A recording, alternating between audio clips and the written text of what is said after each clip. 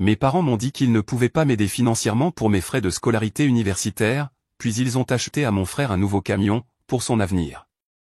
Alors j'ai discrètement accepté une offre de bourse et je suis parti sans un mot. 4 ans plus tard, je suis entré à ma remise de diplôme en toge et chapeau juste au moment où ma mère suppliait le doyen de lui indiquer ma localisation. Ils sont restés figés de choc.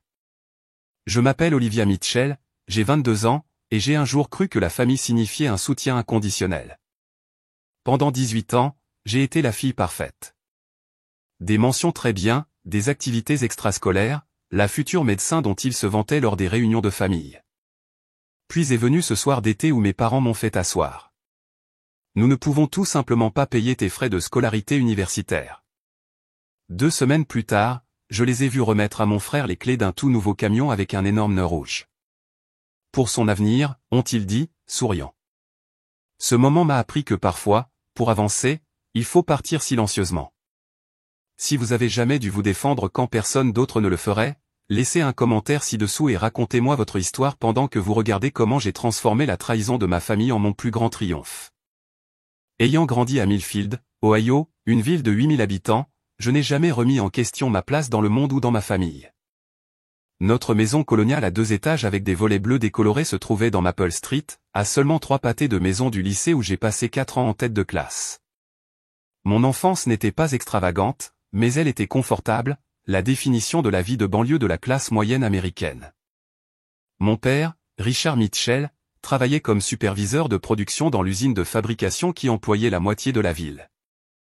Il y travaillait depuis 20 ans, gravissant les échelons depuis l'atelier jusqu'à la direction grâce à ce qu'il appelait le cran et à la ponctualité. Maman Linda travaillait à temps partiel comme assistante administrative dans le bureau d'assurance local, un emploi qu'elle avait pris lorsque j'ai commencé le collège pour aider aux fonds universitaires. Elle précisait toujours. Dès la maternelle, j'étais étiquetée comme la plus intelligente. Mes professeurs envoyaient des notes à la maison sur mes aptitudes exceptionnelles et mes parents rayonnaient à chaque conférence parents-professeurs. En 3e, je lisais à un niveau de 8e année. En 6e, je suivais des cours de mathématiques avancées.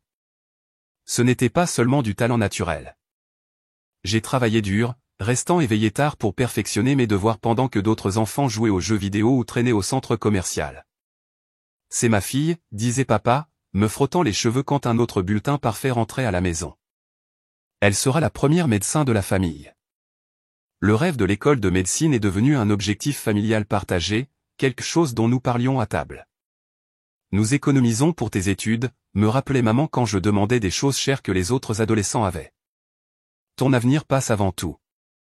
Mon frère Jason est arrivé quand j'avais 3 ans, alors que j'étais studieuse et méthodique. Jason était extraverti et spontané. Il avait du mal avec les études mais pouvait démonter et remonter n'importe quoi de mécanique. Papa aimait ça chez lui. Le tirant souvent dans le garage pour travailler ensemble sur la voiture familiale pendant que j'étudiais à l'intérieur. Malgré nos différences, nous étions proches en grandissant. Il me protégeait des brutes à l'école, et je l'aidais à faire ses devoirs le soir. Vous vous équilibrez, disait maman. Olivia avec ses livres, Jason avec ses mains. Il n'y a jamais eu de favoritisme explicite en grandissant, du moins aucun que je puisse détecter. Nous avons tous deux reçu de l'amour et de l'attention. Les cadeaux de Noël étaient toujours égaux et les anniversaires célébrés de manière égale. Si quelque chose, mes réalisations semblaient recevoir plus de louanges publiques. Pendant tout le lycée, j'ai maintenu une moyenne parfaite de 4,0 tout en participant à l'équipe de débat, au gouvernement étudiant et en faisant du bénévolat à l'hôpital local. Chaque choix était calculé en vue de ma future carrière médicale. J'ai sacrifié des fêtes, des rendez-vous et des événements sociaux pour maintenir mon classement académique. En terminale, j'ai été nommé major de promotion et j'ai reçu le prix du proviseur pour excellence. Le processus de candidature à l'université a commencé tôt dans ma dernière année. Ma conseillère d'orientation, Madame Westfield, m'a poussé à viser haut. Avec votre relevé de notes et vos activités extrascolaires, les meilleures universités vous voudront, m'a-t-elle assuré. J'ai postulé dans 12 universités, y compris mon école de rêve, la Northwestern University, avec son programme de pré-médecine réputé. Autour de la table de la cuisine, nous discutions ouvertement des finances. Nous économisons depuis votre naissance, expliqua maman un soir. Des feuilles de calcul étaient étalées entre nous. Avec tes bourses, nos économies et un petit prêt, Northwestern est à portée de main. Leur soutien semblait absolu et indéfectible. Lorsque les lettres d'admission ont commencé à arriver, nous avons célébré chacune d'elles. La lettre de Northwestern est arrivée un après-midi pluvieux d'avril. Je me souviens m'être tenu sur notre porche, les mains tremblantes en ouvrant l'épaisse enveloppe, le signe universel d'acceptation. J'ai crié si fort que notre voisine âgée, Madame Patterson, est sortie pour voir si tout allait bien. Ce soir-là, mes parents nous ont emmenés à Salvatore, le meilleur restaurant de la ville, un endroit réservé aux célébrations majeures. Papa a commandé du champagne pour lui et maman, permettant à Jason et moi d'en avoir une gorgée et de trinquer. À notre futur médecin, dit-il, la fierté évidente dans sa voix. Nous avons toujours su que tu pouvais le faire. Après le dîner, nous avons discuté de la bourse partielle au mérite que j'avais reçue. C'est un bon début, dit maman. Nous allons combler la différence. C'est pour cela que nous planifions. Papa a hoché la tête en accord, ajoutant, rien n'est plus important que de mettre nos enfants sur la voie du succès. Les semaines suivantes ont été remplies d'excitation et de planification. J'ai choisi mes cours du premier semestre, recherché des options de dortoir et rejoint des groupes en ligne pour les étudiants entrants. Maman m'a emmené faire les courses pour les essentiels du dortoir, et papa a parlé de me conduire à Chicago en août. Tout semblait parfaitement aligné. Chaque soir avant de me coucher, je regardais la lettre d'acceptation de Northwestern épinglée sur mon tableau d'affichage et je ressentais une montée d'excitation. Des années de travail acharné avaient porté leurs fruits avec le soutien émotionnel et financier de ma famille. J'étais sur le point d'entreprendre le voyage pour devenir docteur. Olivia Mitchell. Qu'est-ce qui pouvait bien mal tourner quand j'avais fait tout ce qu'il fallait? Le changement s'est produit si graduellement que je l'ai presque manqué. Fin mai, environ 3 semaines après ma remise de diplôme de lycée, j'ai remarqué que mes parents avaient des conversations à voix basse qui se terminaient brusquement lorsque j'entrais dans la pièce. Papa a commencé à ramener le stress du travail à la maison, ce qu'il faisait rarement, commentant les pressions financières et les temps incertains à l'usine. Maman a commencé à examiner les reçus d'épicerie et à réduire les dépenses ménagères, bien que rien de majeur. Toujours porté par l'euphorie de la remise de diplôme et concentré sur ma prochaine aventure universitaire, j'ai ignoré ces changements subtils jusqu'à la réunion de famille. C'était un dimanche soir début juin. La chaleur estivale s'était installée, rendant notre salle à manger inconfortablement chaude malgré le ventilateur de plafond qui tournait au-dessus. Jason était chez un ami, conspicuement absent. Olivia, nous devons parler de l'université, commença papa, sa voix étrangement formelle. Lui et maman étaient assis en face de moi, tous deux semblant tendus. Les mains de papa étaient serrées sur la table, ses jointures blanches. Maman n'arrêtait pas d'ajuster son verre d'eau, sans établir de contact visuel. « Tout va bien ?» demandai-je, l'anxiété fleurissant immédiatement dans ma poitrine. Papa s'éclaircit la gorge. Ta mère et moi avons révisé nos finances. Et il fit une pause, jetant un coup d'œil à maman. Nous avons réalisé que nous ne pouvons pas nous permettre Northwestern après tout. L'affirmation resta suspendue dans l'air comme quelque chose de physique. J'ai attendu plus d'explications pour la solution qui arrangerait tout, mais c'est ce que nous allons faire à la place. Qu'est-ce que vous voulez dire? Réussis-je finalement, ma voix petite. Maman intervint. Certains investissements n'ont pas performé comme prévu et il y a eu des dépenses imprévues cette année. Nous n'avons tout simplement pas les économies que nous pensions avoir. Mais vous avez dit que nous planifions cela depuis des années, bégayai-je, pensant à toutes les fois où il m'avait rassuré sur les fonds universitaires. Papa hocha gravement la tête. Nous le savons, ma chérie. Nous sommes déçus aussi. Mais parfois, la vie jette des imprévus. Ils ont procédé à l'ébauche d'alternatives. Aller au community college local pendant 2 ans, puis transférer, contracter des prêts étudiants plus importants, reporter l'inscription, et travailler pendant 1 an. Chaque suggestion ressemblait à une autre brique empilée sur ma poitrine, rendant la respiration plus difficile. Northwestern m'offre une demi-bourse, leur ai-je rappelé. Et je peux travailler à temps partiel. Même avec la bourse, nous parlons de 20 000 $ par an que nous ne pouvons pas fournir, expliqua papa, faisant glisser une calculatrice sur la table avec des chiffres qu'il avait calculés. Cela fait 80 000 $ sur 4 ans avant l'école de médecine. J'ai passé le reste de la soirée dans une sorte de torpeur. Mon avenir tout entier, le seul chemin vers lequel je travaillais avec tous les encouragements de mes parents, était soudainement bloqué.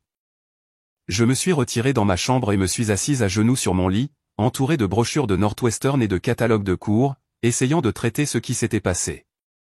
Les jours suivants sont devenus un tourbillon de recherche. J'ai examiné chaque bourse possible, calculé les heures de travail potentielles par rapport aux exigences d'études, et exploré les options de prêt. J'ai approché mes parents avec de nouvelles propositions chaque soir, chacune rencontrée par des hochements de tête regrettables et des explications vagues sur la responsabilité fiscale et le fait de vivre selon nos moyens. Un soir, en revenant de la bibliothèque où j'avais fait des recherches sur les options d'aide financière, j'ai surpris mes parents se disputer dans leur chambre. Nous devrions juste lui dire la vérité, disait maman, la voix tendue. Et dire quoi exactement? Répondit papa.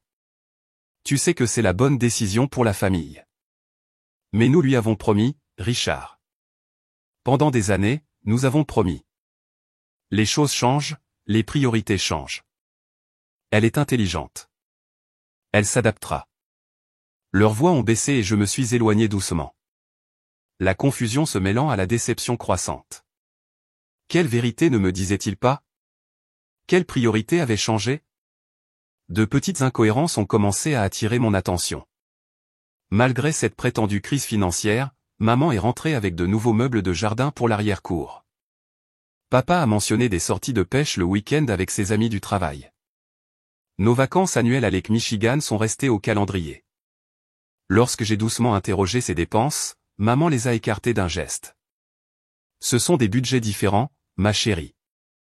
Les vacances sont déjà payées et le salon de jardin était en promotion.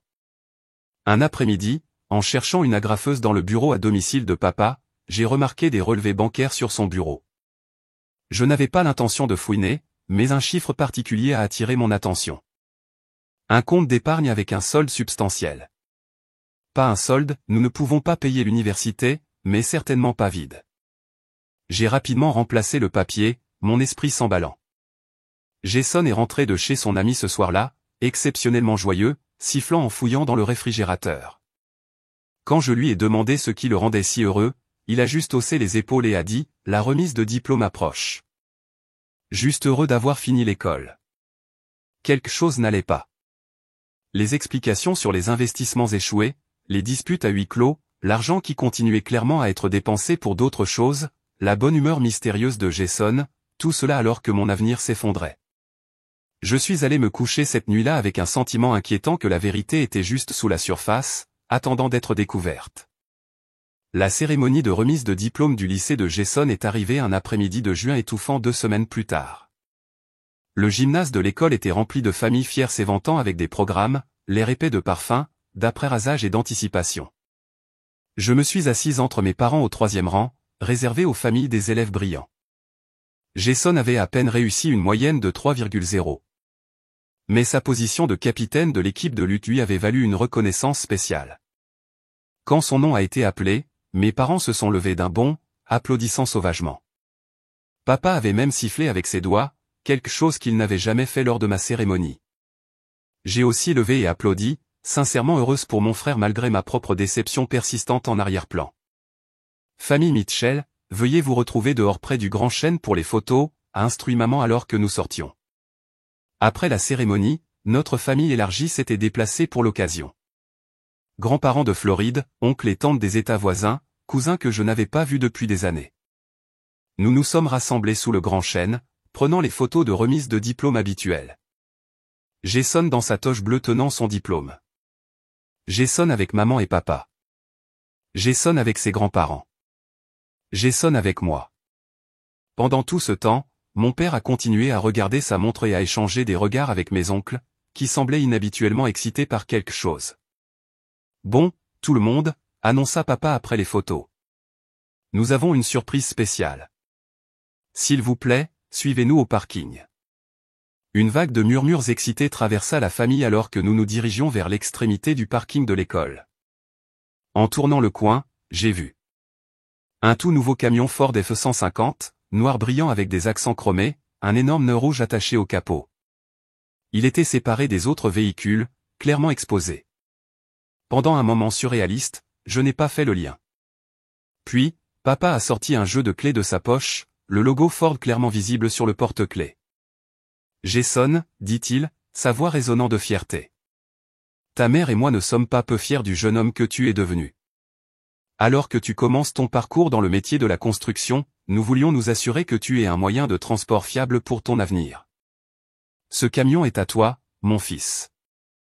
La famille a éclaté en acclamations et applaudissements. Le visage de Jason s'est transformé de choc et de joie alors qu'il courait vers le véhicule, passant ses mains sur la surface polie avec incrédulité. Tu es sérieux? C'est à moi? Maman a hoché la tête en larmes. Tout à toi. Nous savons à quel point tu as travaillé dur. Je suis resté figé, incapable de traiter ce qui se passait. Le camion n'aurait pas pu coûter moins de 50 000 $. 50 000 $ alors que mes rêves universitaires s'effondraient en raison de difficultés financières. L'oncle Robert a tapé sur le dos de papa. Tu t'es surpassé, riche. Quel cadeau. Papa a rayonné, s'adressant à la famille rassemblée. Nous croyons à l'investissement dans l'avenir de nos enfants. Jason a choisi une voie professionnelle pratique dans la construction, suivant les traces de mon père. Ce camion n'est pas juste un moyen de transport. C'est un véhicule de travail, un investissement dans son entreprise. La famille hocha la tête avec approbation. Jason était déjà au volant, explorant les fonctionnalités avec une excitation enfantine. Personne ne semblait remarquer que je me tenais légèrement à l'écart ou l'expression sur mon visage. Personne sauf grand-mère Mitchell, qui m'a jeté un regard curieux avant d'être distraite par Jason qui klaxonnait. La fête s'est poursuivie dans notre maison avec un barbecue dans le jardin qui avait clairement été planifié bien à l'avance. Un gâteau personnalisé présentait un camion identique au cadeau de Jason. Des bottes de travail monogrammées des grands-parents, des outils électriques des oncles. Tout était coordonné autour de cette surprise planifiée que mes parents aux finances serrées avaient réussi à payer. Le trajet de retour avait été atroce. Je me suis assis silencieusement sur la banquette arrière de la voiture de mes parents pendant qu'ils bavardaient avec enthousiasme de la réaction de Jason. As-tu vu son visage? Répétait maman. C'était parfait. Je regardais par la fenêtre, les larmes menaçant de couler, mais retenues avec rigidité par le choc et la colère grandissante. Après le départ du dernier invité vers 21 h, j'ai trouvé mes parents dans la cuisine en train de charger le lave-vaisselle ensemble. Pouvons-nous parler? Demandai-je, ma voix plus stable que je ne me sentais. Bien sûr, ma chérie, dit maman, s'essuyant les mains sur un torchon. N'était-ce pas une journée merveilleuse? Le camion, commençai-je, puis j'ai dû recommencer quand ma voix s'est brisée. Le camion devait coûter au moins 50 000 $. Papa s'est redressé, posture défensive immédiate. Nous avons eu une bonne affaire par Bob chez le concessionnaire. Réduction employée. Ce n'est pas le point, dis-je. Il y a 2 semaines, tu m'as dit que tu ne pouvais pas payer 20 000 $ par an pour mes études. Aujourd'hui, tu as acheté à Jason un camion de 50 000 $. Fais que ça ait du sens. Maman soupira. Ce n'est pas la même chose, Olivia. C'est un achat unique, pas 4 ans de dépenses continues. Unique? Papa vient de dire à tout le monde que c'est un investissement dans l'avenir de Jason. Et mon avenir? L'école de médecine est un chemin incertain, intervint papa. 8 ans minimum d'études, des montagnes de dettes, et aucune garantie de succès. Jason a choisi une carrière pratique. La construction a toujours besoin de travailleurs, et il gagnera de l'argent pendant que tu seras encore en train d'étudier. Alors, c'est une question de retour sur investissement. Demandai-je avec incrédulité. Vous n'avez jamais dit que l'école de médecine était incertaine auparavant. Vous l'avez encouragée. Vous avez promis de la soutenir. Maman s'avança, posant une main sur mon bras que j'ai immédiatement écarté. Ma chérie, parfois les filles ont ces grands rêves, puis la vie prend un autre tournant. Tu pourrais rencontrer quelqu'un à l'université, fonder une famille. Tu es sérieuse là? La regardai-je avec incrédulité. Tu penses que j'ai travaillé pour l'école de médecine juste pour abandonner et me marier? Ce n'est pas ce qu'elle voulait dire, dit papa vivement. Mais Jason suit mes traces. Les hommes Mitchell ont toujours travaillé avec leurs mains. Il y a un héritage là-bas. L'implication flottait dans l'air entre nous. Jason était le fils. La continuation du nom Mitchell.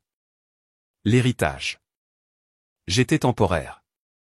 Un investissement avec un rendement décroissant une fois que le mariage m'aurait éloigné de la famille. J'ai regardé ces personnes que je pensais connaître, sentant quelque chose de fondamental changer en moi. Alors, si j'étais un garçon, dit papa sèchement. Ne fais pas de ça une question de genre. C'est une question de choix pratique. Mais ses yeux ont évité les miens, et maman s'est soudainement intéressée à réarranger des comptoirs déjà propres. La vérité était aussi claire que le ciel d'été à l'extérieur. J'ai quitté les lieux sans un autre mot, monté les escaliers vers ma chambre pendant que les bruits de célébration continuaient depuis le jardin où Jason montrait son camion à des amis attardés. J'ai fermé ma porte doucement, me suis assise sur mon lit, et j'ai finalement laissé les larmes venir. Cette nuit-là, j'ai écouté les sons de ma famille à travers le sol. Des rires, des conversations, des célébrations. Pour la première fois de ma vie, je me suis sentie comme une étrangère dans ma propre maison. L'aube m'a trouvé toujours éveillé, les yeux brûlants de larmes et de manque de sommeil. La maison était calme maintenant, tout le monde épuisé par les festivités de la veille. Je me suis dirigé vers mon bureau et j'ai ouvert mon ordinateur portable, ayant besoin de comprendre exactement ce qui s'était passé pour trouver des preuves concrètes de ce que mon cœur savait déjà. J'ai commencé par le compte de messagerie partagé de notre famille, principalement utilisé pour les services publics et les communications ménagères. La recherche de « camion » et « Jason » dans les archives a révélé la vérité, noir sur blanc. Une chaîne de mai entre papa et le concessionnaire Ford remontant à 4 mois. Négociation de prix, discussion sur les fonctionnalités, papier de financement, tout cela alors que je postulais pour des bourses supplémentaires pour poursuivre mes rêves supposément soutenus. L'email qui m'a brisé était de maman à papa, daté juste une semaine avant qu'ils ne me disent qu'ils ne pouvaient pas payer mes études. Confirmé avec le concessionnaire. Le camion sera prêt pour la remise de diplôme de jet. Il le garde caché jusqu'au grand jour. J'ai hâte de voir son visage. Devrions-nous dire à O que nous ne pouvons pas faire Northwestern bientôt ou attendre après sa remise de diplôme? Inquiète de la façon dont elle le prendra? Mon éducation, mon avenir n'avaient jamais été la priorité. Ils avaient été sacrifiés pour le cadeau de Jason. Décidé des mois à l'avance. Le bilan financier avait été du théâtre, une excuse fabriquée pour justifier ce qu'ils avaient déjà prévu. Les mains tremblantes, j'ai creusé plus profondément. Dans le dossier de documents de papa mal protégé par mot de passe, son anniversaire, toujours son anniversaire, j'ai trouvé nos états financiers familiaux. Le compte d'épargne que j'avais aperçu plus tôt n'était pas le seul. Il y avait des investissements, des comptes de retraite, des capitaux propres sur la maison. Bien que n'étant pas riche, mes parents étaient financièrement à l'aise. Assez à l'aise pour payer à la fois mes études et le camion de Jason. Avait-il choisi de prioriser à parts égales? Un léger coup à la porte a interrompu mon enquête. Jason, toujours en pyjama, avait l'air penaud dans l'embrasure de ma porte. « Salut, dit-il, je peux entrer ?» J'ai minimisé les documents financiers, hochant silencieusement la tête. Il s'est assis au bord de mon lit. À propos du camion. « Félicitations, dis-je sèchement. Écoute, je sais que ça semble injuste. » Ça semble? Il soupira, se passant une main dans les cheveux. Papa parle de me lancer dans la construction depuis des années. Il a déjà trouvé des stages auprès de ses amis, et le camion en fait partie, tu sais, pour transporter des choses. Et ma carrière médicale ne vaut pas un investissement similaire? Jason haussa les épaules. C'est différent. Papa dit que les trucs de médecin sont tous des prêts étudiants de toute façon. De plus, tu sais, tu vas probablement te marier et ton mari s'occupera des choses.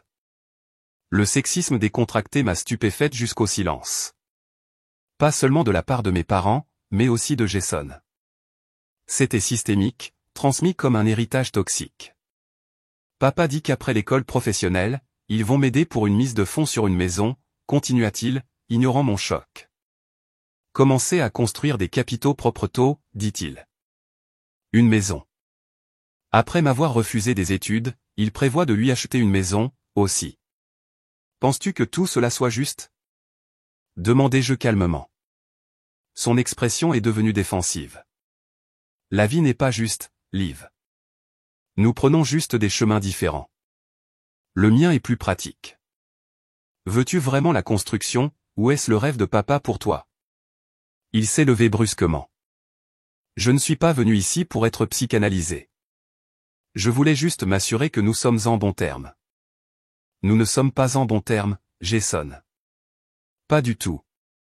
Après son départ, je me suis assise dans le silence de ma chambre, laissant la réalité s'installer autour de moi comme la poussière après une explosion. Tout ce que je pensais savoir sur ma famille, sur ma place. Il en avait été une illusion soigneusement construite. Je n'étais pas la fille chérie dont les rêves comptaient. J'étais la fille censée s'adapter, accepter moins, comprendre pourquoi mon frère méritait plus. J'ai attendu jusqu'au petit déjeuner quand nous étions tous réunis à table. Maman servait des pancakes. Papa lisait le journal, Jason envoyait des messages à ses amis à propos de son nouveau camion. Une matinée normale en famille, sauf pour la connaissance qui brûlait dans ma poitrine. J'ai trouvé les emails, dis-je calmement, posant mon téléphone sur la table avec les preuves affichées. Vous planifiez le camion de Jason depuis des mois, bien avant de me dire que vous ne pouviez pas payer mes études. Papa a baissé lentement son journal. Maman s'est figée avec la spatule à pancake en l'air. Tu as fouillé dans nos emails? Demanda papa, la voix dangereusement basse. Notre compte familial partagé. Oui. Où vous avez discuté de quel mensonge vous dire et quand? Maman s'est assise sur une chaise. Olivia, ce n'est pas ce que tu penses. C'est exactement ce que je pense. Vous avez choisi Jason plutôt que moi. Vous avez menti sur le fait de ne pas avoir assez d'argent. Papa a frappé la table, faisant sauter les assiettes. Ça suffit. Nous avons pris une décision parentale concernant l'allocation des ressources familiales. Nous ne te devons aucune explication. En fait, si, ai-je répliqué, me surprenant par ma constance. Vous m'avez élevé pour croire que l'éducation était tout. Vous avez promis de soutenir mes rêves. Vous m'avez aidé à postuler à Northwestern en sachant que vous n'aviez aucune intention de m'aider à y assister. Nous soutenons ton éducation, intervint maman. Juste pas dans une université privée trop chère quand il existe des écoles d'État parfaitement bonnes. Il ne s'agit pas de public ou de privé, dis-je. Il s'agit d'investir $50 000 dans l'avenir de Jason tout en me disant que vous ne pouvez pas consacrer $20 000 au mien. Le camion est différent, insista papa. C'est pratique. Jason en avait besoin pour travailler. Pour un travail qu'il n'a pas encore commencé, signalez-je, et d'après ses relevés bancaires, vous avez l'argent pour les deux. Vous avez choisi de ne pas le dépenser pour moi. La cuisine tomba dans le silence. Jason regarda son assiette. Maman semblait au bord des larmes. Le visage de papa avait pris une teinte rouge alarmante. Depuis quand les enfants dictent comment les parents dépensent l'argent? Dit-il finalement. Depuis que vous avez pris des promesses que vous n'aviez pas l'intention de tenir. Depuis que vous m'avez appris que le travail acharné et l'excellence seraient récompensés, puis que vous m'avez puni pour vous avoir cru. Papa recula de la table. Je n'ai pas cette conversation. Quand tu te calmeras et que tu commenceras à penser rationnellement au lieu d'émotionnellement, nous pourrons discuter des alternatives pour tes études. Dis-lui juste, Richard, dit maman doucement. Dis-lui juste la vérité. Papa lui lança un regard d'avertissement, mais elle continua. Elle mérite de savoir pourquoi nous avons pris cette décision. Il soupira lourdement. Très bien. La vérité est qu'investir dans un fils a plus de sens financier pour une famille. Jason perpétuera le nom Mitchell. Son succès bénéficie directement à notre héritage familial. Et ton succès? Il marqua une pause, cherchant ses mots. Ne profite qu'à moi. Je terminais pour lui. Il n'a pas démenti. Les valeurs traditionnelles ont soutenu les familles pendant des générations. Olivia, les fils restent connectés aux entreprises familiales, au nom de famille. Les filles rejoignent éventuellement d'autres familles. Ce n'est pas personnel. C'est pratique. J'ai regardé ma mère, espérant une défense, une reconnaissance de la profondeur de l'erreur. Au lieu de cela, elle hocha lentement la tête. Je sais que cela semble démodé, offrit-elle faiblement, mais les décisions pratiques maintiennent la stabilité des familles à travers les générations. La trahison était complète. Non seulement le soutien financier retiré, mais la révélation que ma place dans leur cœur avait toujours été conditionnelle, temporaire, moins que celle de mon frère. Je me suis senti physiquement malade, ma poitrine se resserrant comme si l'air avait été aspiré de la pièce. Jason a finalement parlé. Allez, Liv. Ce n'est pas si grave. Prends des prêts comme les gens normaux. Le déni décontracté de ma douleur par le frère, que j'avais aidé à travers chaque projet scolaire, chaque sujet difficile, a brisé quelque chose de définitif en moi. Je me suis levé lentement, les jambes chancelantes. Vous n'avez pas seulement trahi mes études, dis-je, regardant chaque membre de la famille tour à tour. Vous avez trahi qui je pensais que nous étions en tant que famille. Vous m'avez fait croire que j'avais autant d'importance que Jason. C'était le vrai mensonge. Je suis sorti de la cuisine, j'ai monté les escaliers jusqu'à ma chambre et j'ai fermé la porte doucement derrière moi. Puis je me suis effondré sur le sol, la main sur la bouche pour étouffer les sanglots qui me déchiraient, tout mon corps tremblant sous la force de cette trahison fondamentale. À travers le sol, je pouvais entendre le murmure des conversations continuer sans moi. La vie se déroulant comme si mon monde n'avait pas implosé. Je me suis recroquevillé sur moi-même, entouré de lettres d'acceptation de Northwestern et de médailles de major de promotion, de réalisations académiques qui n'avaient apparemment jamais suffi à garantir ma place égale dans la famille Mitchell. 3 heures du matin, l'heure la plus calme de la nuit, quand même la maison elle-même semblait dormir, je me suis assise à genoux sur mon lit, mon ordinateur portable brillant dans l'obscurité, illuminant mes joues striées de larmes que je ne me souciais plus d'essuyer. L'effondrement émotionnel avait cédé la place à autre chose. Une détermination froide et claire. Si ma famille n'investissait pas dans mon avenir, je trouverais un autre moyen. J'ai refusé d'abandonner mes rêves à cause de leur trahison. J'ai passé des heures à rechercher toutes les possibilités de bourses possibles, en me concentrant sur celles qui acceptaient encore les candidatures tardives. La Edmond Foundation Scholarship for Exceptional Students a attiré mon attention. Une bourse complète pour les étudiants démontrant une excellence académique et une résilience face à des obstacles importants. Elle nécessitait un essai, des lettres de recommandation et un entretien, le tout dans les 2 semaines à venir. Les doigts tremblants, j'ai tapé un email à Madame Westfield, ma conseillère d'orientation au lycée. Malgré l'heure, j'avais besoin de la contacter immédiatement. Madame Westfield. Je suis confronté à une crise financière inattendue concernant mes projets à Northwestern. Mes parents ont retiré tout soutien. Êtes-vous disponible pour discuter des options de bourse d'urgence demain? Je suis déterminé à trouver une voie à suivre. Olivia Mitchell. Dès l'aube, je me suis glissé hors de la maison avant que quiconque ne se réveille et j'ai marché jusqu'au café local avec du Wi-Fi gratuit. Madame Westfield avait déjà répondu, m'offrant de me rencontrer à son bureau à 9 heures. Apportez toutes vos informations financières, a-t-elle écrit. Nous allons régler cela. Le lycée semblait étrangement vide pendant les vacances d'été. Madame Westfield m'attendait dans son bureau, l'inquiétude évidente sur son visage lorsqu'elle a vu mon état d'épuisement. Olivia, que s'est-il passé? Demanda-t-elle, me faisant signe de m'asseoir en face de son bureau. J'ai tout expliqué. Les fausses affirmations de difficultés financières, le camion de Jason, la confrontation familiale, la révélation de leur véritable valeur. Pendant que je parlais, l'expression de Madame Westfield est passée de l'inquiétude à l'indignation. C'est. Je n'ai même pas de mots, dit-elle quand j'ai eu fini. J'ai travaillé avec vos parents pendant des années. Je n'aurais jamais imaginé qu'ils feraient ça. Moi non plus, ai-je admis. Mais nous y voilà. Je dois trouver un moyen d'aller à Northwestern sans eux. Elle hocha la tête de manière décisive. La bourse Edmond couvrirait tout, mais elle est très compétitive. Seulement 5 attribués nationalement chaque année. Je serai l'une d'elles, dis-je avec une certitude tranquille. Je dois l'être. Ce qui a suivi fut les 2 semaines les plus intenses de ma vie. Le jour, je maintenais une façade creuse à la maison, parlant minimalement à ma famille, prenant mes repas en silence ou dans ma chambre. Il tentait des approches occasionnelles. Maman suggérait des candidatures au community college, papa mentionnait à nouveau les prêts, mais je répondais par des mots simples ou rien du tout.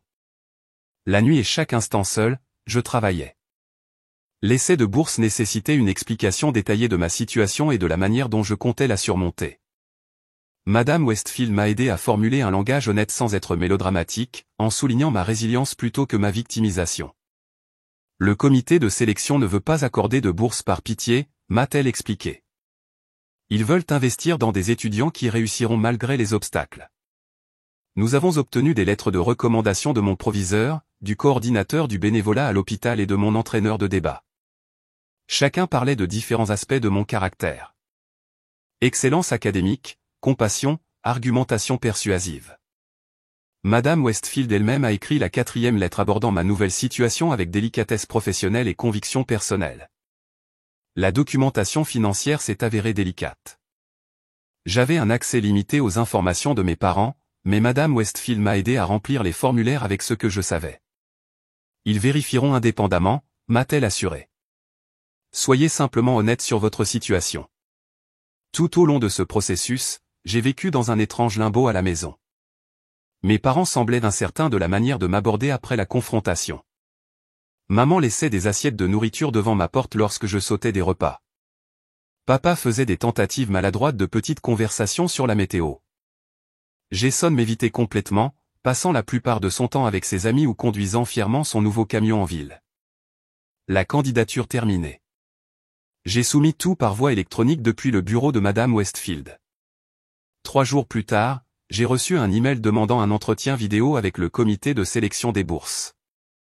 Prévu pour le lundi suivant à 10 h, Madame Westfield a offert son bureau pour l'entretien.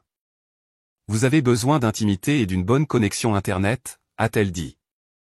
Et peut-être d'un visage amical à proximité. Le panel d'entretien était composé de 5 personnes. Le directeur de la fondation, 2 administrateurs universitaires, un sponsor d'entreprise et un ancien boursier. Pendant 90 minutes, ils m'ont interrogé sur tout, de mes objectifs académiques à mes perspectives éthiques en passant par ma gestion de l'échec. Quand ils m'ont interrogé sur ma situation familiale, j'ai pris une profonde inspiration et j'ai dit la vérité sans embellissement ni auto-apitoiement. J'ai toujours cru que mes réalisations académiques seraient soutenues comme promis tout au long de mon enfance. Quand ce soutien a été retiré au profit de la voie professionnelle plus pratique de mon frère, j'ai réalisé que je devais créer mes propres opportunités. Je ne demande pas cette bourse parce que je la mérite plus que les autres, mais parce que j'en maximiserai l'impact par mon dévouement à la médecine et à mon service futur. Après, Madame Westfield m'a serré dans ses bras. C'était parfait, Olivia. Digne et puissant. Maintenant, nous attendons. L'attente s'est avérée atroce. À la maison, les tensions sont restées vives. Papa avait pris l'habitude de faire des commentaires acerbes sur les enfants ingrats et les réactions émotionnelles excessives. Maman alternait entre des excuses larmoyantes et des justifications défensives. Un soir, elle m'a acculé dans le couloir. Nous t'aimons toujours, Olivia, dit-elle. Nous sommes toujours tes parents. Ne pouvons-nous pas passer à autre chose? J'ai regardé cette femme en qui j'avais eu une confiance implicite pendant 18 ans. L'amour ne devrait pas avoir de conditions ni de limitations basées sur le genre. Maman, quand tu as décidé que Jason méritait un investissement et que je ne le méritais pas, tu as redéfini notre relation. Je suis encore en train de traiter ce que cela signifie. 7 jours après l'entretien, l'email est arrivé. J'étais à la bibliothèque publique, mon nouveau refuge pour éviter la maison. Les mains tremblantes, je l'ai ouvert. Chère mademoiselle Mitchell, le comité de bourse de la Edmond Foundation a le plaisir de vous informer que vous avez été sélectionnée comme boursière 2024. Cette bourse couvre l'intégralité des frais de scolarité, du logement, des repas, des livres et une allocation pour 4 ans à la Northwestern University. J'ai posé ma main sur ma bouche, les larmes brouillant le reste du message. Je l'avais fait. J'avais trouvé ma propre voie. Cette nuit-là, pendant que ma famille dormait, j'ai commencé à planifier méthodiquement mon départ. L'orientation de Northwestern commençait le 15 août, mais j'ai décidé de partir plus tôt, à la mi-juillet. J'avais besoin de distance, de temps pour traiter, d'espace pour reconstruire mon identité loin de la famille qui m'avait trahi. J'ai calculé les dépenses avec soin. Mes économies personnelles des années d'argent d'anniversaire et de petits boulots couvriraient le transport et les premières dépenses. La bourse n'entrerait en vigueur qu'à l'orientation, mais je pouvais rester chez Rebecca, mon amie en ligne, qui vivait près du campus pendant les semaines intermédiaires. Pendant plusieurs jours, j'ai emballé discrètement l'essentiel. Les vêtements d'hiver pouvaient attendre. Je n'avais besoin que d'articles d'été et d'effets personnels irremplaçables. Tout rentrait dans 2 valises et un sac à dos. J'ai laissé derrière moi les cadeaux de remise de diplômes luxueux des proches. l'ordinateur portable, les boucles d'oreilles en perles, les bagages monogrammés. Ceux-ci semblaient maintenant souillés. La nuit avant mon départ prévu, j'ai écrit une courte note. J'ai reçu une bourse complète pour Northwestern. Je poursuis mes études de médecine comme prévu. Ne me contactez pas. Je vous contacterai si et quand je serai prête. Olivia. Pas d'accusations émotionnelles, pas d'explications houleuses, juste des faits. Je la laisserai sur mon lit parfaitement fait pour qu'il la trouve après mon départ. J'ai organisé un covoiturage jusqu'à la gare routière à 5 heures du matin avant que quiconque dans la maison ne se réveille. Cette dernière nuit, je suis resté éveillé dans ma chambre d'enfance, entouré des vestiges d'une vie bâtie sur de fausses hypothèses. Trophée de natation de l'école primaire, prise académique tout au long du lycée, photos de famille où nous sourions tous, croyant ou prétendant être des membres égaux d'une unité aimante. Dans l'obscurité avant l'aube, je me suis déplacé silencieusement à travers la maison endormie, plaçant ma note au centre de mon lit. Je ne me suis pas permis un dernier regard sur la porte fermée de mes parents ou sur la chambre de Jason avec ses posters de sport et les clés de voiture neuves sur la commode. Ces gens étaient maintenant des personnages de mon passé, pas les architectes de mon avenir. La porte d'entrée s'est fermée doucement derrière moi. Le poids de la trahison est resté, mais à côté de lui a grandi quelque chose de nouveau, la fierté féroce de l'autosuffisance. Quoi qu'il arrive ensuite, ce serait ma seule création. Dans la lumière croissante de l'aube, je me suis éloigné de la maison familiale Mitchell, 2 valises contenant mes derniers liens avec l'enfance, et une détermination qui ne dépendrait plus jamais de la validation de quelqu'un d'autre. Le bus Greyhound est arrivé à la gare de Chicago à 14 heures par une journée de juillet brutalement chaude. Transpirant en jean et t-shirt, j'ai traîné mes valises dans le terminal bondé, cherchant la sortie. Après 18 heures de voyage, bus local vers Cleveland, bus Greyhound de nuit vers Chicago, l'épuisement rivalisait avec l'anxiété et un étrange sentiment de liberté euphorique. Rebecca m'attendait dehors, reconnaissable à nos discussions vidéo depuis 1 an. Nous nous étions rencontrés sur un forum en ligne de pré-médecine, liés par des intérêts et des objectifs communs. Quand j'ai expliqué ma situation lors d'un appel tard dans la nuit et larmoyant, elle a immédiatement offert le canapé de son appartement jusqu'à l'ouverture des dortoirs. Olivia, a-t-elle appelé, me saluant avec enthousiasme. Par ici. Son étreinte semblait être la première connexion humaine authentique que j'avais eue depuis des semaines. Elle m'a aidé avec mes bagages, bavardant des restaurants du quartier et des points de repère du campus que nous visiterions. Sa chaleur facile a commencé à faire fondre quelque chose de gelé en moi. L'appartement de Rebecca, partagé avec 2 autres étudiants, était minuscule mais accueillant. Le canapé qui serait mon lit pendant 3 semaines semblait plus invitant que ma chambre à la maison ne l'avait été ces derniers jours. Ce n'est pas grand-chose, s'est-elle excusée. Mais Mikasa et Zukasa, c'est parfait, les jeux assurés, le pensant sincèrement. Ce canapé miteux représentait l'indépendance, des connexions choisies plutôt que des obligations.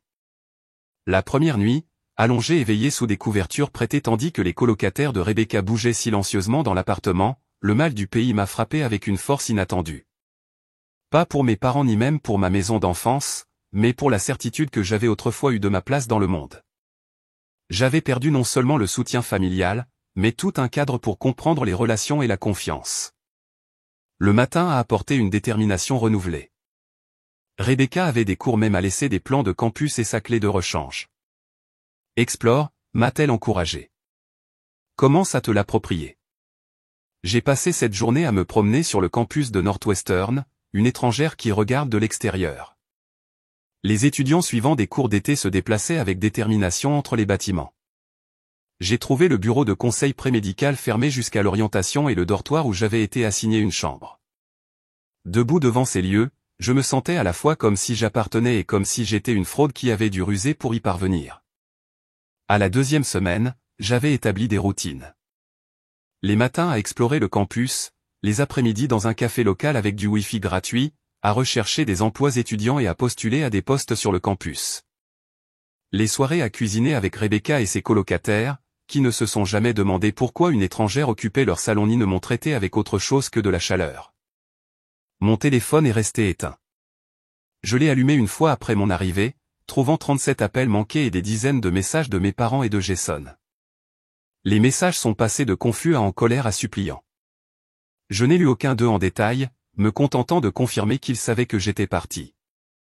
puis j'ai éteint l'appareil, incapable de gérer leurs émotions tout en traitant les miennes. J'ai trouvé un emploi comme assistante de recherche dans le département de biologie de l'université. À partir de maintenant, malgré des cours à des semaines d'intervalle.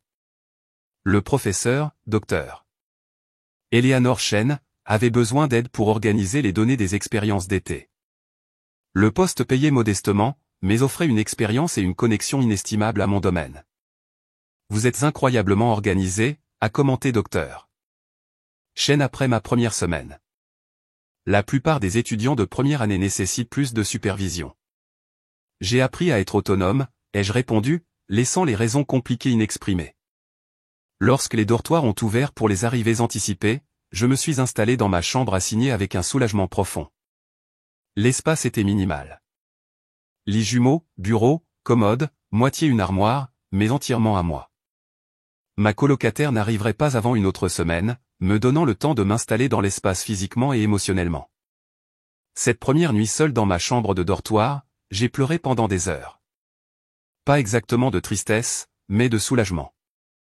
La tension de l'été, le choc de la découverte, le stress de sécuriser mon avenir de manière indépendante, l'épuisement de maintenir mon sang-froid tout au long de cela. Tout s'est déversé dans ces larmes privées. Au matin, je me suis senti vidé, mais d'une certaine manière plus légère. Les cours ont commencé et je me suis lancé dans les études avec un but renouvelé. Chaque devoir terminé, chaque approbation du professeur, chaque quiz réussi devenait une preuve tangible que j'avais ma place ici malgré le manque de foi de ma famille. J'ai planifié mes cours stratégiquement, maximisant les exigences prémédicales tout en équilibrant la charge de travail. Mon poste de recherche avec le Dr. Chen a été étendu à 10 heures par semaine. Octobre a apporté le premier vrai défi à mon indépendance. Les vacances de Thanksgiving approchaient avec la fermeture des dortoirs et la plupart des étudiants rentrant chez eux. L'idée de voir ma famille m'a effrayé. Je n'étais pas prête. Les blessures restaient trop vives. Le Dr. Chen a offert un sanctuaire inattendu. J'ai besoin de quelqu'un pour surveiller les expériences pendant les vacances, a-t-elle mentionné avec désinvolture. Payé, bien sûr, avec accès au logement des diplômés puisque les dortoirs ferment. Vous êtes intéressé? Le soulagement a dû transparaître sur mon visage. Oui, absolument. Oui. Le jour de Thanksgiving, je me suis retrouvé dans le laboratoire du docteur Chen à faire des cultures cellulaires pendant que la majeure partie de l'Amérique se réunissait autour des tables familiales.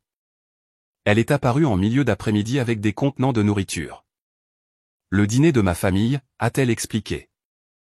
Beaucoup trop, comme toujours. Nous avons mangé ensemble dans la salle de pause du laboratoire, discutant de recherche plutôt que de questions personnelles. Ce n'est qu'en terminant qu'elle a dit, les complications familiales peuvent être le problème scientifique le plus difficile à résoudre. Quelles que soient les vôtres, rappelez-vous que les familles se forment de nombreuses manières. Certaines sont nées, d'autres nous créons délibérément. Ces dernières conviennent souvent mieux. Ces mots ont résonné profondément. Je construisais déjà ma famille choisie. Rebecca et ses colocataires, Dr. Chen, les membres de mon groupe d'études qui étaient devenus des amis. Mon conseiller de résidence de dortoir qui venait régulièrement prendre de mes nouvelles. Les vacances d'hiver ont présenté des défis similaires. Résolu quand une camarade de classe m'a invité à rejoindre sa famille dans le Michigan. Maman fait toujours trop à manger et notre chambre d'amis est vide, a-t-elle insisté. J'ai accepté avec gratitude, expérimentant une dynamique familiale normale et aimante qui rendait ma propre situation à la fois plus douloureuse par comparaison et d'une certaine manière moins dévorante. D'autres familles existaient où les enfants étaient valorisés à parts égales, soutenus sans condition basées sur le genre. Un mardi de février, mon téléphone, gardé chargé mais rarement vérifié, affichait un indicatif régional que je ne reconnaissais pas. Pensant qu'il s'agissait peut-être de l'administration, j'ai répondu. Olivia, c'est Jason. J'ai failli raccrocher. Comment as-tu eu ce numéro? J'ai appelé l'université. J'ai dit que c'était une urgence familiale. Sa voix semblait différente, atténuée, manquant de sa confiance habituelle. Qu'est-ce que tu veux? Demandai-je froidement. M'excuser et te dire que certaines choses ont changé à la maison. Je n'ai rien dit. J'ai attendu. Maman et papa se séparent, continua-t-il dans mon silence. Papa ne va pas bien. Le camion a été saisi parce qu'il a perdu son emploi. Et moi? Il marqua une pause. J'ai abandonné l'école professionnelle. Il s'avère que la construction n'était pas mon truc après tout. Une émotion complexe monta en moi.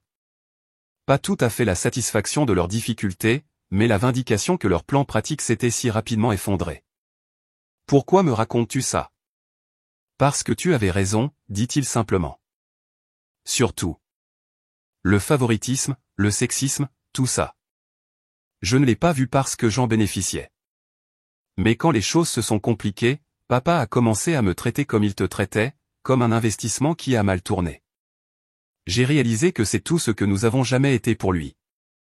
La conversation a duré près d'1 heure. Jason a détaillé le démantèlement de la famille après mon départ, la culpabilité de maman se manifestant par la dépression, l'effondrement des valeurs de papa sous le poids des contraintes financières, leur mariage se fracturant sous le poids de la confrontation de leurs choix. Maman te demande constamment, dit Jason, elle veut savoir si tu vas bien. Je vais plus que bien, lui ai-je dit honnêtement. Je prospère. Quand nous avons raccroché, je n'ai ressenti aucun désir de me réconcilier avec mes parents. Mais quelque chose avait changé.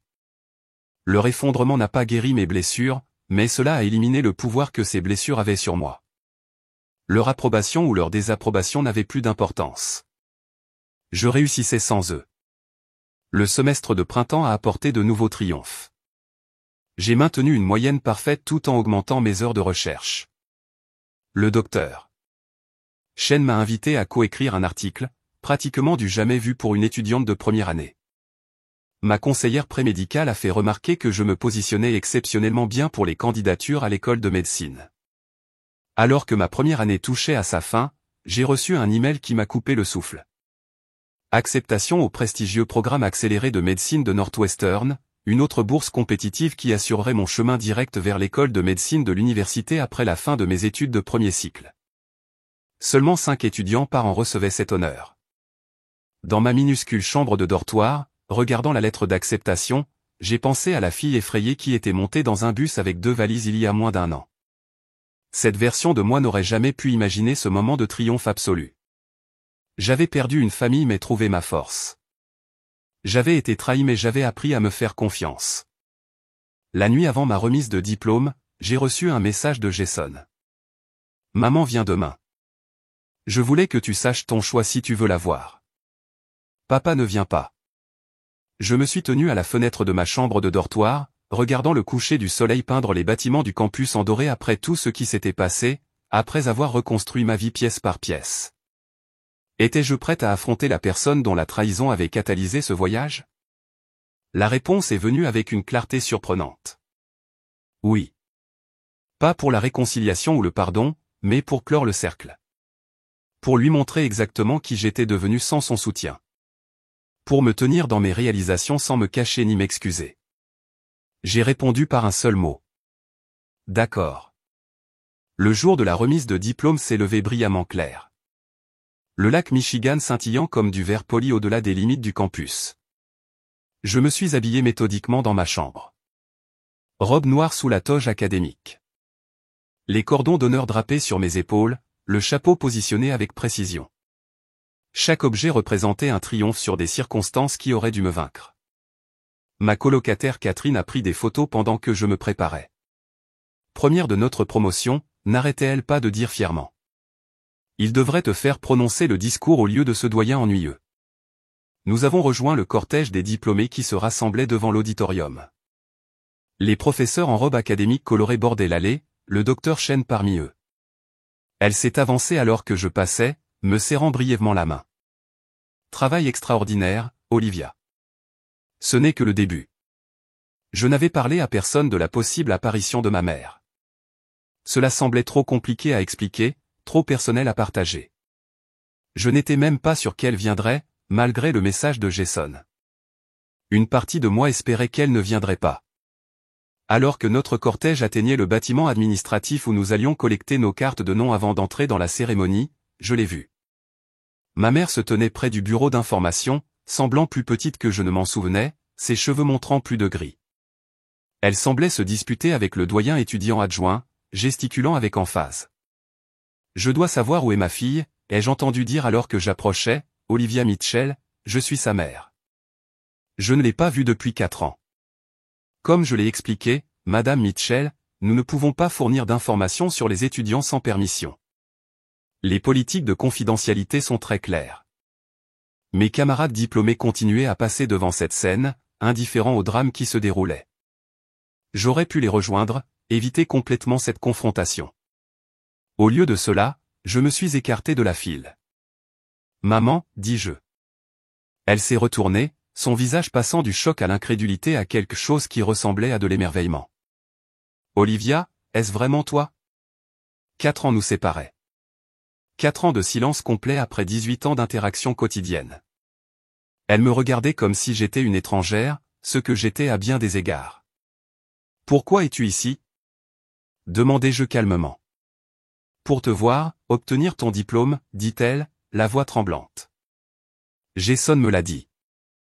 Je devais venir même si tu ne voulais pas me voir. Le doyen adjoint, sentant le drame personnel, s'est discrètement retiré. Maman et moi nous sommes tenus face à face dans le hall administratif. Les diplômés nous entouraient comme de l'eau autour des pierres. Tu as l'air si grande, dit-elle. Si confiante. Je suis confiante, répondis-je. Je l'ai fait sans toi ni papa, sans l'aide de personne. Elle tressaillit légèrement. Je sais. C'est pourquoi je devais venir. Pour te dire que je suis désolé. Plus désolé que tu ne peux l'imaginer. Une partie de moi avait imaginé ce moment. Des mots coupants répétés conçus pour infliger la douleur que j'avais ressentie. Debout devant sa vulnérabilité, ses discours préparés s'évaporèrent. Beaucoup de choses ont changé, dis-je simplement. Tout a changé, consentit-elle. Ton père et moi nous sommes séparés il y a 2 ans. Le divorce a été finalisé le mois dernier. J'ai hoché la tête, ayant entendu des bribes des textos occasionnels de Jason. Après ton départ, continua-t-elle, puis s'arrêta pour étudier sa voix, après ton départ, rien n'a été pareil. Toutes nos certitudes se sont effondrées. Jason a abandonné l'école professionnelle. Ton père a perdu son emploi quand l'usine s'est réduite. La sécurité financière que nous pensions si importante a disparu de toute façon. Je suis désolé que les choses aient été difficiles, dis-je, surprise de le penser en partie. Ne le sois pas. Nous le méritions. Elle baissa les yeux sur ses mains. La façon dont nous t'avons traité était impardonnable. Choisir d'investir en Jason plutôt qu'en toi à cause de valeurs dépassées et sexistes. J'ai participé à cette décision. Je ne peux pas l'annuler. Non, tu ne peux pas, ai-je consenti. Ton père ne peut toujours pas admettre qu'il avait tort. Sa fierté. Elle secoua la tête. Cela lui a coûté cher. Notre mariage, sa relation avec ses 2 enfants, son respect de soi. Et Jason? Demandai-je, curieuse malgré moi. Un petit sourire effleura ses lèvres. Il trouve sa voie. Community College maintenant, étudiant le design graphique. Il est vraiment bon dans ce domaine. Il dit qu'il aurait dû ignorer la pression de papa dès le début. Il parle de toi tout le temps. Comment tu l'as inspiré à poursuivre ce qu'il veut vraiment? L'ironie ne m'échappait pas. Mon frère avait fini au Community College malgré tout le traitement de faveur, tandis que j'avais réussi à l'université qu'il disait que je ne pouvais pas fréquenter. Je devrais rejoindre le cortège, dis-je, désignant les diplômés maintenant presque tous à l'intérieur. Bien sûr, elle recula maladroitement. Je ne vais pas gâcher ta journée. Je voulais juste te voir pour te dire à quel point je suis fier de ce que tu as accompli contre toute attente, contre nos terribles erreurs. Quelque chose s'adoucit légèrement dans ma poitrine. Pas exactement le pardon, mais la reconnaissance de son humanité, de sa capacité à grandir, même si cela venait trop tard pour notre relation. Vas-tu rester pour la cérémonie? Demandai-je. L'espoir illumina son visage. Oui, j'ai un billet. Jason m'a aidé à l'avoir. Trouve-moi après, dis-je, ni une promesse ni un rejet. Si tu veux, hocha-t-elle, des larmes coulant maintenant. J'aimerais beaucoup ça. Je rejoignis le cortège juste au moment où il entrait dans l'auditorium. Le grand espace bourdonnait d'excitation, parents et amis remplissant tous les sièges, professeurs assemblés sur scène. J'ai pris ma place avec les autres diplômés d'honneur au premier rang, concentré sur l'aboutissement de mon parcours académique plutôt que sur les complexités émotionnelles qui attendaient à l'extérieur. Quand ils ont prononcé mon nom comme major de promotion, les applaudissements semblèrent agrandir la pièce elle-même. En traversant cette scène, en acceptant mon diplôme avec les plus hautes distinctions, je me suis souvenu de la fille terrifiée qui était montée dans un bus avec 2 valises et un cœur brisé. Elle n'aurait jamais pu imaginer ce triomphe, cette validation absolue de sa valeur. Après la cérémonie, Catherine m'a serré fort dans ses bras. Nous allons faire une fête à Giovanni S. Tu dois venir. Je vous rejoindrai là-bas, promis je. J'ai quelque chose à faire d'abord. Ma mère attendait près de l'entrée, l'incertitude inscrite sur son visage. Quand elle me vit approcher, le soulagement remplaça la tension. Tu étais incroyable, dit-elle. Major de ta promotion. Merci. Un silence gênant s'étira entre nous. Des années de mots inexprimés créant une barrière presque physique. Jason voulait venir, offrit-elle. Il avait un examen final qu'il ne pouvait pas reprogrammer. J'ai hoché la tête, puis j'ai pris une décision. Je vais dîner avec des amis pour la remise de diplôme. Voulez-vous vous joindre à nous? Sa surprise était évidente. Es-tu sûr? Je ne voudrais pas vous déranger. Vous ne me dérangeriez pas si je vous invitais, dis-je. Ce n'est pas le pardon ni la réconciliation. C'est juste un dîner. Juste un dîner serait merveilleux, répondit-elle doucement. Javaniès bourdonnait de célébration quand nous sommes arrivés. Mes amis avaient réservé une longue table au fond, leur visage s'illuminant de curiosité lorsque j'approchais avec une femme plus âgée qu'ils n'avaient jamais vue. Tout le monde, voici Linda Mitchell, ma mère, dis-je. Les mots étranges sur ma langue après des années de silence. Maman, ce sont mes amis. Catherine se remit en premier, tirant une chaise. Ravi de vous rencontrer, Madame Mitchell. Olivia ne parle jamais de sa famille. Venez vous asseoir à côté de moi et déverser tous ses secrets d'enfance. Le dîner se déroula avec une facilité surprenante. Ma mère partagea des versions édulcorées des réussites de mon enfance. Mes amis détaillèrent nos aventures universitaires et j'observais cette intégration de mon passé et de mon présent avec une merveille prudente. Quand maman s'est excusée pour aller aux toilettes, Catherine s'est penchée. Tu ne parles jamais de ta famille. Tout va bien? J'ai réfléchi soigneusement à la question. C'est compliqué. Nous sommes en froid depuis avant la première année. C'est la première fois que je la vois depuis 4 ans. Les yeux de Catherine s'écarquillèrent. Sérieusement? Mais elle semble si fière de toi. Elle l'est maintenant, dis-je. Elle ne l'a pas toujours été. Les gens peuvent changer, je suppose. Quand maman revint, la conversation se tourna vers mes projets d'école de médecine. Elle écoutait attentivement alors que je décrivais le programme accéléré auquel j'avais été accepté. Tu as toujours voulu être médecin, dit-elle doucement. Depuis que tu avais 6 ans et que tu as reçu ce stéthoscope joué à Noël. Le souvenir partagé créa un pont inattendu à travers des années de silence, ne reconstruisant pas ce qui était perdu, mais reconnaissant que nos histoires restaient entrelacées malgré la rupture. Alors que le dîner se terminait, nous avons marché ensemble vers le parking. La nuit était tombée, les lumières du campus illuminant les chemins entre les bâtiments où j'avais passé 4 années transformatrices. Merci de m'avoir incluse aujourd'hui, dit maman. Je sais que vous n'aviez pas à le faire. Non, vous n'aviez pas à le faire, ai-je consenti. Mais je ne suis plus en colère. Ce n'est pas du pardon, mais c'est quelque chose. Elle hocha la tête, acceptant ces termes sans pousser davantage. Tu as construit une vie incroyable ici. Des amis formidables, des succès académiques, une orientation claire. Tu as fait ça sans nous, sans moi. Je l'ai fait, ai-je reconnu. Ce n'était pas facile, mais cela m'a appris quelque chose d'inestimable. Personne d'autre ne définit ma valeur ou ma capacité.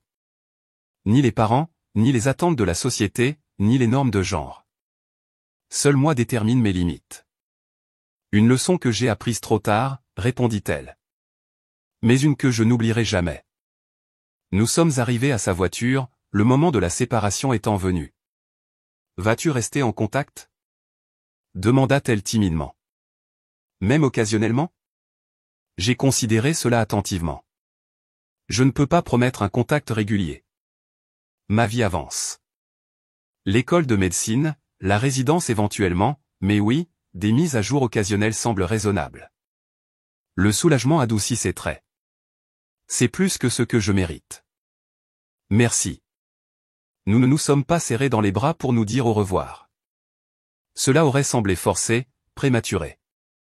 Au lieu de cela, je me suis reculé alors qu'elle entrait dans sa voiture.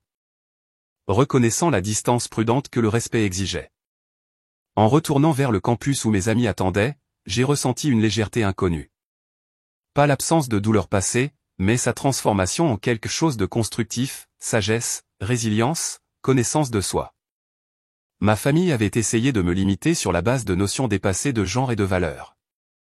En m'en libérant, je n'avais pas seulement atteint le succès académique. J'avais découvert ma capacité à me définir selon mes propres termes, à construire des relations basées sur une valeur authentique plutôt que sur une obligation. La plus grande leçon ne concernait pas le pardon ou la réconciliation, bien que les deux restaient des possibilités pour l'avenir. Il s'agissait du pouvoir de l'autodéfinition, de refuser les limites externes, d'écrire sa propre histoire même lorsque les autres essaient de vous réduire à un rôle secondaire dans la leur. Alors que je rejoignais ma famille choisie, des amis qui célébraient mon succès sans qualification, des mentors qui reconnaissaient mon potentiel sans astérisque basé sur le genre. J'ai compris que la trahison m'avait donné un cadeau inattendu, la liberté de découvrir ma vraie valeur. Non restreinte par la vision limitée des autres. Il y a 4 ans, une fille dévastée était montée dans un bus avec rien d'autre que de la détermination et 2 valises. Aujourd'hui, une femme confiante en robe de remise de diplôme regardait vers un avenir limité uniquement par ses propres choix, pas par les attentes de quiconque. Le voyage entre ces deux versions de moi-même avait été douloureux mais nécessaire. Rompre les anciens liens pour en forger de plus forts, y compris le lien le plus important de tous, celui avec moi-même. Alors, si vous regardez ceci et que vous êtes confronté à votre propre version de déception ou d'inégalité familiale, rappelez-vous que les limitations des autres ne sont pas les vôtres à porter. Votre valeur n'est pas déterminée par leur investissement. Parfois, le plus grand acte d'amour-propre est de s'éloigner de ceux qui ne peuvent pas voir votre plein potentiel, en créant de l'espace pour ceux qui le feront. Avez-vous jamais dû vous redéfinir après une trahison? Laissez un commentaire ci-dessous partageant votre histoire. Aimez et abonnez-vous si cela vous a interpellé et partagez avec quelqu'un qui pourrait avoir besoin d'entendre que se défendre n'est pas égoïste. C'est essentiel. Merci d'avoir été témoin de mon parcours de la dévastation au triomphe. Et rappelez-vous, la seule permission dont vous avez besoin pour poursuivre vos rêves est la vôtre.